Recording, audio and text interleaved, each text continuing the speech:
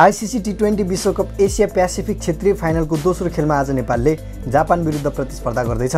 बुधबारदेखि ओमानको all अमिरतमा सुरु भएको प्रतियोगितामा नेपाल आज लगातार दोस्रो जितको खोजीमा छ। समूह बीमा रहेको नेपालले यसअघि कुवेत विरुद्ध 58 रनको जित निकालेको थियो।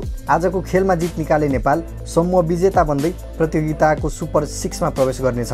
यता जापान पनि लगातार दोस्रो जितको खोजीमा छ। जापानले यसअघि पहिलो खेलमा कुवेत विरुद्ध 5 विकेटको जित निकालेको थियो।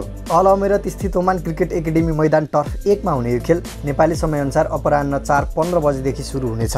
छनौट अघि नेपालले तयारी स्वरूप टेस्ट राष्ट्र तथा 2 पटकको टी20 विश्वकप विजेता वेस्ट इन्डिज विरुद्ध 3 खेलको श्रृङ्खला खेलेको थियो। युनाइटेड अरब इमिरेट्स यूएईमा भएको उक्त श्रृङ्खलामा नेपालले 2-1 को ऐतिहासिक जित निकालेको थियो। यस्तै ओमानमै भएको छनौट अघिको अभ्यास खेलमा नेपालले 100% जित निकालेको थियो। अभ्यास खेलमा नेपालले ओमान विरुद्ध 6 विकेटको र कतार विरुद्ध 16 रनको जित निकालेको थियो। विश्वकपको यो छनौट प्रतियोगितामा एसिया र प्यासिफिक क्षेत्रका कुल 9 टिमको सहभागिता छ, जसबाट 3 टिमले मात्र आगामी वर्ष भारत र श्रीलङ्कामा हुने विश्वकपमा स्थान बनाउनेछन्। समूह चरणमा 9 टिमलाई प्रत्येक समूहमा 3 टिम रहने गरी 3 समूहमा विभाजन गरिएको छ, जसबाट प्रत्येक समूहका शीर्ष 2 टिम सुपर 6 मा प्रवेश गर्नेछन्। सुपर 6 को शीर्ष 3 मा रहने टिमले विश्वकपमा स्थान बनाउनेछन्।